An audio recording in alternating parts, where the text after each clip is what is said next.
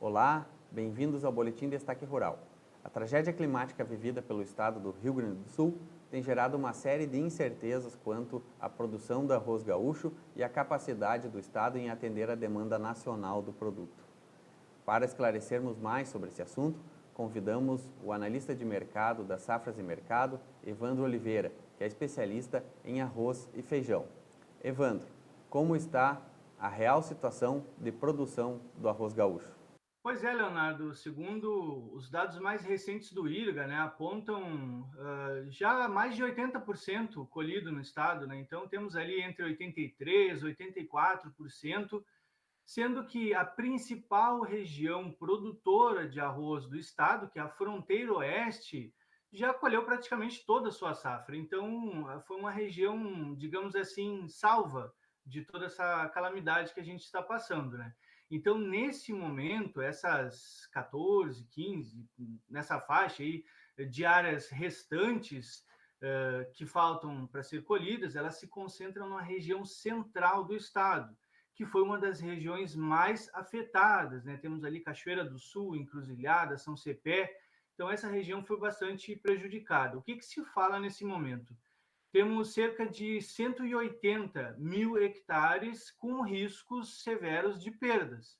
Desses 180 mil hectares, aproximadamente 100 mil hectares estão debaixo d'água, como tu falou, né? Então, com algumas lavouras é até 3 metros debaixo d'água. Então, o que temos também de informações de que mais concretas, assim, cerca de 30 dessas 100 mil hectares já foram de fato perdidas. Aí nos restando 70 com um risco extremo, né? Mas vamos assumir, no pior dos cenários, que nós venhamos a perder esses 100 mil hectares de uma forma total, nós estaríamos falando algo entre 800 e 1 milhão de toneladas. Lembrando que a região central foi uma região que teve um plantio mais atrasado, ela é característica por ter um plantio mais tardio, né? E apresentava produtividades mais baixas, porque pegou uma janela ali mais complicada de clima. Então, essa região é a que vem sendo mais afetada.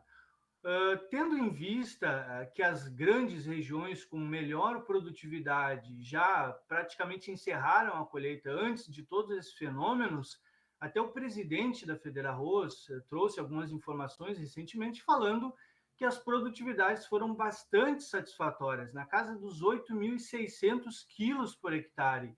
Isso trouxe uma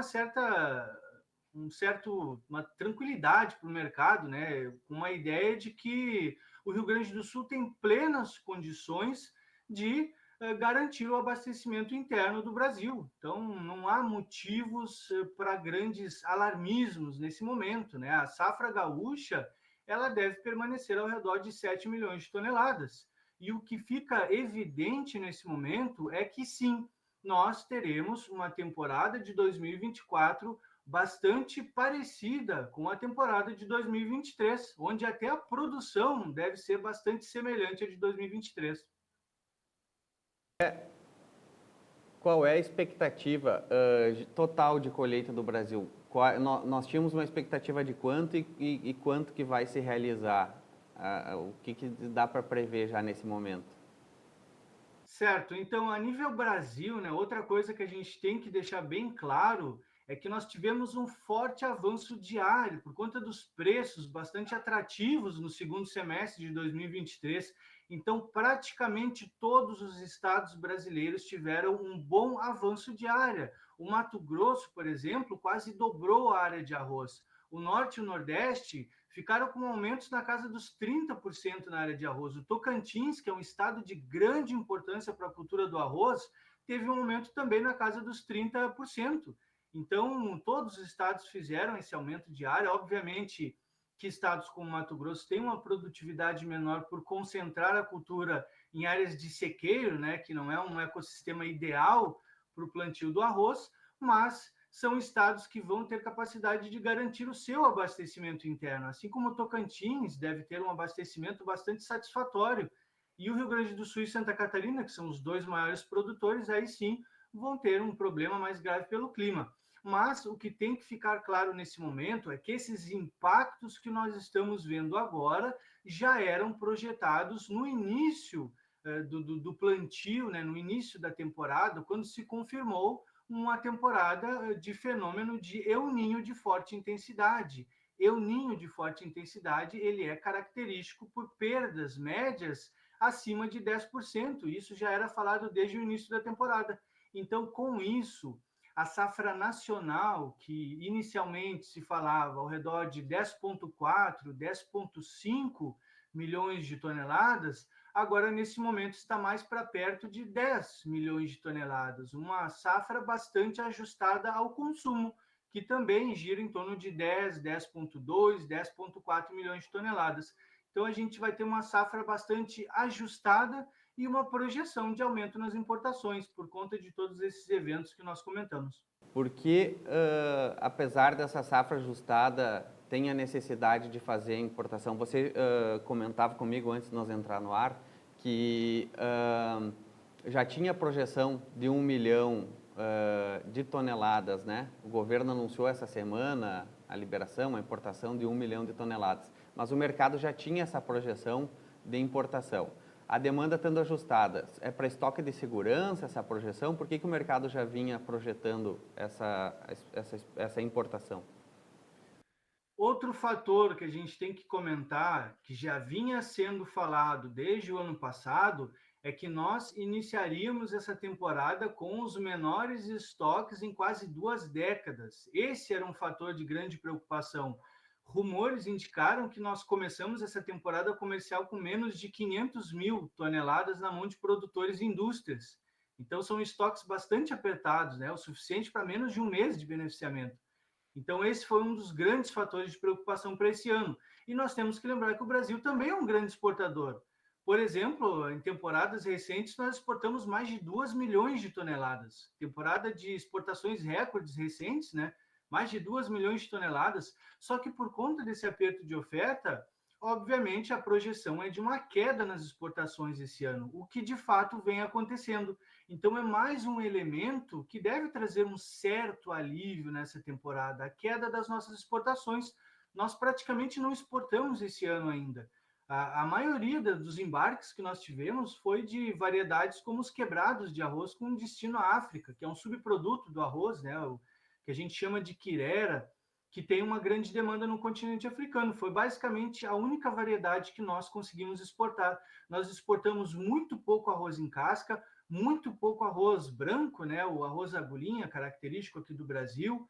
Então, com essa redução das exportações, é um novo elemento de alívio, juntamente com a queda do consumo. Isso não tem sido falado. O consumo de arroz no Brasil, ele vem enfraquecendo temporada após temporada, e a partir de outubro de 2023, ele caiu mais ainda por conta da disparada dos preços nas prateleiras. A gente tem que lembrar que o consumidor de arroz, ele é consumidor de preço. Quando o preço do arroz dispara nas prateleiras, ele vai para outro produto, ele vai para os derivados do trigo, vai para o macarrão, e o trigo está com preços bastante atrativos, né? Então, até as entidades do trigo já divulgaram no início do ano a disparada das vendas dos derivados do trigo. E isso é característico no mercado de arroz, né? Consumidor de preço. Então, esses dois elementos devem trazer um certo alívio, a queda no consumo e a queda nas exportações. Então, esse avanço nas importações que é previsto para essa temporada, né? Importações acima de 1,7 milhão de toneladas, seria no sentido de cumprir com essa demanda, né? Tanto demanda interna quanto externa, mas não deve passar muito desses níveis, né? Por conta os nossos fornecedores, os nossos principais fornecedores não têm uma disponibilidade muito grande nessa temporada porque passaram por problemas semelhantes aos nossos. Com relação à importação, de quem que o Brasil importa arroz? E como é que está a situação? Você falou já de dificuldades, mas quem são os principais exportadores de arroz para o Brasil? Perfeito. Nossas principais origens das importações são o Paraguai que é o principal fornecedor do Brasil, né, onde mais de 80% das exportações do Paraguai tem como destino o Brasil. Na sequência temos o Uruguai e a Argentina. que também passaram pelos mesmos problemas com o El Niño, né? Então, toda a região arrozeira do Mercosul passou pelos mesmos problemas. O Paraguai, as colheitas iniciais do Paraguai já traziam perdas na casa dos 12, 15%. O Uruguai também teve problemas complicados com a safra. A Argentina teve muitas inundações.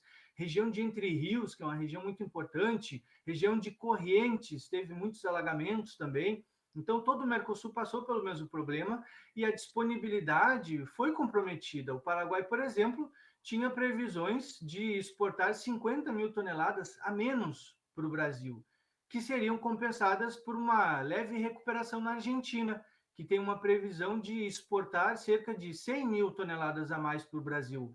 O Uruguai não deve ter grandes alterações nos seus embarques. Então, por conta disso, digamos que temos 50 mil toneladas, no máximo 100 mil toneladas de disponibilidade para o Brasil desses países. Né? O restante, se realmente tivermos alguma medida na busca por volumes adicionais de importação, teremos que recorrer à Ásia, o que de fato já vem acontecendo. Entidades do arroz já reportaram tratativas, né, negócios bastante avançados com a Tailândia, que nesse momento é o maior exportador global de arroz, porque a Índia, que anteriormente era o maior exportador, está fora do mercado. Então, já estamos avançando com a Tailândia e rumores indicam que 70 mil toneladas já estão, de fato, praticamente concretizados esses negócios, né? 70 mil toneladas que nessa temporada devem chegar um pouco mais cedo do que na temporada anterior, que chegaram em janeiro, né? 62 mil toneladas vieram da Tailândia em janeiro. E nessa temporada, ao que tudo indica, esses volumes devem chegar mais cedo. Mas uma coisa tem que ficar claro: volumes oriundos da Ásia de arroz para o Brasil são volumes excepcionais. Não é comum o Brasil importar grandes volumes da Ásia. Então, Evandro, nós temos dificuldades de exportação por países do Mercosul. Tu falou num excedente ali de cento e poucas mil toneladas, isso? Mais 70 mil toneladas da Ásia. Então, nós temos aí 200 mil toneladas de expectativa para serem importadas, né, pelo Brasil. E essas outras 800 toneladas, já que o mercado previa, não tem de onde tirar. Não tivemos fontes reveladas, por isso que a gente fala, né? Nesse momento, o mercado do arroz ele vive um momento caótico, com informações incertas, fontes que nós não temos. Por exemplo, até a Venezuela já foi citada como uma fonte de disponibilidade para o Brasil, sendo que a Venezuela mal consegue suprir a sua demanda interna. Nós que somos fornecedores da Venezuela, tanto de arroz em casca, quanto do arroz beneficiado. Até a Bolívia foi citada recentemente, sendo que a Bolívia não participa ativamente de envios para o Brasil, entendeu? Então, pode ser que os Estados Unidos tenha alguma disponibilidade também, mas isso só lá para setembro, porque em setembro os norte-americanos entram com um grande aumento de área e uma produção bastante robusta, com preços bastante atrativos. Pode ser que o Brasil consiga avançar em alguma coisa com os Estados Unidos, mas nesse momento não seria esse a grande solução para o mercado de arroz, avançar nas importações, tanto que todas as entidades ligadas à cadeia produtiva do arroz se mostraram contrárias a essa medida, porque essa medida vai prejudicar os produtores, que já têm dificuldade com o escoamento. Em uma temporada com queda nas exportações, como que vai ficar a renda dos produtores? Qual vai ser o mecanismo de escoamento, de comercialização dos produtores? Sendo que as saídas do Rio Grande do Sul para os outros estados, ela é dificultada tanto pelo ICMS, né, que é um grande vilão da cultura do arroz, quanto pela entrada do produto paraguaio desonerado, entendeu? Isso tem que ser discutido. O melhor escoamento da produção gaúcha, o grande problema desse momento para os preços do arroz, ele se dá em uma questão de custos de produção e de escoamento. Se facilitarmos o escoamento da produção de arroz, esse problema já vai ser muito mais aliviado, entendeu? Então, importar mais arroz de fontes caríssimas está longe de ser a solução nesse momento para a cultura do arroz. Essa é a pergunta que eu ia comentar. Era essa pergunta que eu iria fazer para você. A que custo chega esse arroz importado aqui no país, né? Para chegar a um custo mais baixo, com certeza o governo vai ter que desonerar essa importação. E, ao mesmo tempo, o produtor gaúcho paga esse ICMS que acaba impactando lá no preço do produtor na gôndola, no preço do arroz na gôndola, né? Então, novamente, quem está sendo pressionado com essas medidas, né, nem pressionado porque ainda não se concretizou, é mais fala do que realmente ação, né? O governo fala em 1 milhão de toneladas, mas de onde é que vai sair essa 1 milhão de toneladas? Né? O que tem que se falar realmente é o que você disse, na diminuição do custo para o produtor, né? E nesse custo, aonde que pode se mexer para melhorar a margem do produtor? Porque o produtor do arroz, há anos, ele vem esgoelado, digamos assim, com margens apertadas. E essa redução na área plantada de arroz é devido a essa baixa rentabilidade. É uma atividade com um custo de produção muito cara. A população às vezes não conhece o que é um custo de uma lavoura de arroz irrigada, o trabalho que se dá para produzir uma lavoura de arroz, né? A produção de arroz, o custo que tem, o trabalho que tem. E então, assim, a gente precisa muito mais falar em incentivos à produção de arroz, ao produtor de arroz, do que importação de fora, né? Se a gente aumentar a nossa demanda, aumentar a produção de arroz, se o produtor de arroz for mais eficiente, ele vai pressionar o preço, ele vai estar jogando contra ele mesmo. Então, o que a gente precisa mesmo são de mecanismos que incentivem a produção de arroz e que mantenham uma rentabilidade para o produtor, né? Com certeza, tu acabou de falar tudo. Isso se resume em uma palavra: desincentivo.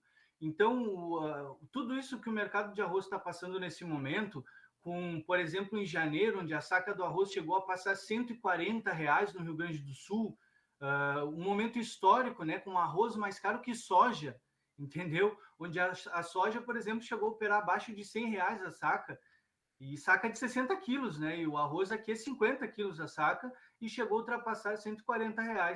Então, tudo isso é reflexo do desincentivo, longas temporadas de margens negativas, produtores cada vez mais traumatizados com a cultura do arroz, que acabam migrando para outras culturas mais rentáveis, que foi o que aconteceu em temporadas anteriores, né? Onde a cultura do arroz foi massacrada pelo Laninha, com secas severas aqui no Rio Grande do Sul e custos de produção cada vez mais elevados, o produtor vai para outras culturas, vai para o milho, vai para a soja, vai para qualquer outra cultura que tenha uma melhor rentabilidade. E a área do arroz vai ficando cada vez mais pequena. A nossa área de arroz já foi de mais de 1 milhão de hectares e atualmente está tendo dificuldade para ficar nos 900 mil hectares. Então, como que nós vamos recuperar essa área abundante de arroz que nós tínhamos antigamente se o produtor não tem incentivo nenhum? Por exemplo, em relação aos custos, o Paraguai, por exemplo, tem um custo de mão de obra metade do custo de mão de obra brasileiro. Os insumos mais imprescindíveis para a cultura do arroz têm a metade dos custos no Paraguai. Então, o Paraguai tem, de uma forma geral, né, tem a metade dos custos de produção que o Brasil tem. Por isso que consegue chegar com preços bastante atrativos no Brasil e ainda desonerado, enquanto o Rio Grande do Sul tem custos o dobro dos custos paraguaios e ainda tem a questão do ICMS. Como que o arroz gaúcho vai chegar nos grandes centros consumidores, como São Paulo, Minas Gerais, Rio de Janeiro, sendo que lá o Paraguai já tomou conta? A gente conversa com diversas indústrias do Rio Grande do Sul que não conseguem chegar nesses centros consumidores. Apenas os grandes, as médias e pequenas empresas têm que recorrer ao norte e ao nordeste, porque são os únicos destinos que o Rio Grande do Sul consegue chegar. Então, isso tem que ser discutido. O incentivo ao avanço das áreas de arroz. Se é um produto tão importante e tem toda essa preocupação com preço nas prateleiras, um produto que atende a uma camada mais vulnerável da população, tem que se fazer algum trabalho nesse sentido, de redução dos custos e incentivo à cultura do arroz no Brasil. Então, Evandro, pois é, se é uma cultura estratégica, você falou tudo, é uma cultura estratégica para o governo precisa manter o custo na prateleira para o consumidor final baixo, precisa incentivar essa produção. Se deixar que o mercado regule, cada vez mais nós vamos então reduzir a área plantada no Rio Grande do Sul para pressionar os preços e o produtor ter uma rentabilidade maior na área que produz, né? A gente já vê aqui no Rio Grande do Sul a soja tomando espaço das áreas de arroz e a gente vê os produtores falando muito em redução de área para produzir o que for necessário para atender a demanda, mas com preço adequado ao que a sua produção, né, Evandro? Com certeza, tu falou tudo. O mercado ele se regula e o mercado já está caminhando nesse sentido. Nessa temporada, como foi falado, praticamente todos os estados tiveram um forte avanço na área de arroz e já é esperado isso para a próxima temporada. E nós estamos agora, né? Esse último golpe final foi a despedida do El Niño. Nós estamos entrando em uma temporada de Laninha agora, que costuma ser mais favorável à cultura do arroz. Então, nós vamos entrar em um padrão Laninha que, não sendo de forte intensidade, ele pode ser benéfico para a cultura do arroz e ainda com maior avanço de área por conta dos preços, tudo indica que em 2025 nós vamos ter uma safra excepcional de arroz. Então, o mercado já está cuidando disso. Se tiver alguma medida que deve ser feita em sentido de contribuir com a cultura, tem que ser nesse sentido, contribuir na forma de redução dos custos, facilitar a aquisição de insumos, seja por uma facilidade no financiamento, uma ajuda financeira aos produtores. Como é que vão ficar aqueles produtores que, por exemplo, perderam tudo agora nessa calamidade no Rio Grande do Sul? Esses produtores vão ficar com um efeito psicológico péssimo e vão tentar ir para outra cultura. Não vão querer mais trabalhar com arroz. Porque aquele produtor que perdeu tudo não vai querer arriscar perder novamente, entendeu? Então o produtor ele precisa de ajuda, o produtor precisa ser incentivado. Então tem que ser feito alguma coisa nesse sentido. Recorrer a fornecedores externos vai ser um novo desincentivo e aí vai só piorar a situação, porque a área vai ser cada vez menor e o Brasil vai ficar cada vez mais dependente das importações. O Brasil sempre foi autossuficiente na cultura do arroz e agora nós já estamos virando um país deficitário. Isso não tem sido falado, entendeu? Então, as entidades do arroz estão completamente contra essa medida de ampliar importações de arroz. Resumindo, essa questão que nós estamos vivendo, ela é uma questão mais de mercado, de desincentivo à produção de arroz interna, aos custos elevados de produção, do que realmente a catástrofe que nós estamos vivendo, né? E isso, só que essas informações dificilmente chegam ao consumidor final, né? Ao consumidor final chega o discurso do governo de importar, de trazer arroz de fora para reduzir o preço na prateleira. Mas realmente, aonde precisa ser feita as ações, pouco tem se discutindo, né? São soluções simples para problemas muito complexos, né, Evandro? Pois é, Leonardo, e o que a gente mais vê, por exemplo, é o arroz sendo colocado como vilão da inflação, sendo que recentemente nós tínhamos o arroz mais barato do mundo. Então, o que vinha sendo falado, né, nem se falava mais a preço de bananas, se falava preço de arroz, porque o arroz era um dos produtos mais baratos da prateleira. O arroz brasileiro era mais barato, o arroz gaúcho, né? Vamos falar do arroz gaúcho era mais barato do que o arroz vendido em feiras na Ásia, para termos ideia, a menos de $1 o quilo. Então, o arroz tem preço de arroz, é isso. E tem que ser feito esse incentivo, né, nesse sentido. Então, isso tem que ser amplamente discutido. Agora, recentemente, tocaram até no feijão, Leonardo, para ter uma ideia de ampliar importações de feijão, sendo que, nesse momento, o feijão está operando abaixo do custo de produção. Os produtores de arroz estão operando com margens negativas. Imagina um movimento de importações com esse cenário. O que ia ocasionar na cultura do feijão? Desincentivo. Então, áreas cada vez menores. E o consumo do feijão ele vem recuando com maior força do que o consumo do arroz. E isso tem que ser falado, entendeu? Então, esses são os grandes problemas da cultura nesse momento. Às vezes até o produtor do arroz ele é colocado como vilão por optar pelas exportações, porque o arroz gaúcho está indo para fora, mas é a única saída que o produtor gaúcho tem. Se o produtor gaúcho não tiver alternativa das exportações, ele vai vender para quem? Sendo que o Brasil ele está tomado pelo arroz paraguaio. Então isso tem que ser discutido sim, principalmente a questão do incentivo. O problema, na verdade, né, Evandro, ele não está no preço alto do produto na prateleira, mas e sim na questão da baixa condição da população de adquirir esse produto, né? Essa que é a realidade. Tem duas coisas que eu sempre comento com a minha esposa quando a gente vai no mercado, né? O preço do arroz e do leite. Quem conhece a produção desses dois produtos não reclama do preço, né? Mesmo que a população mais pobre às vezes tenha dificuldade de acessar isso, mas isso é um problema que o governo precisa resolver através de incentivos para que a população possa acessar esses produtos. Não forçar com que os custos reduzam para o produtor, né, que é muitas vezes quem assume o custo dessas políticas que são realizadas hoje para a redução do preço desses produtos, né?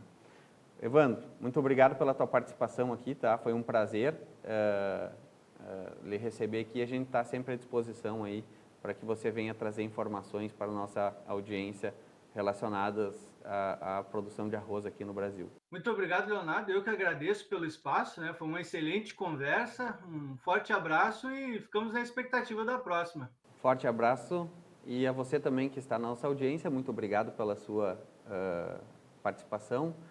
Retornamos com mais informações no decorrer da semana.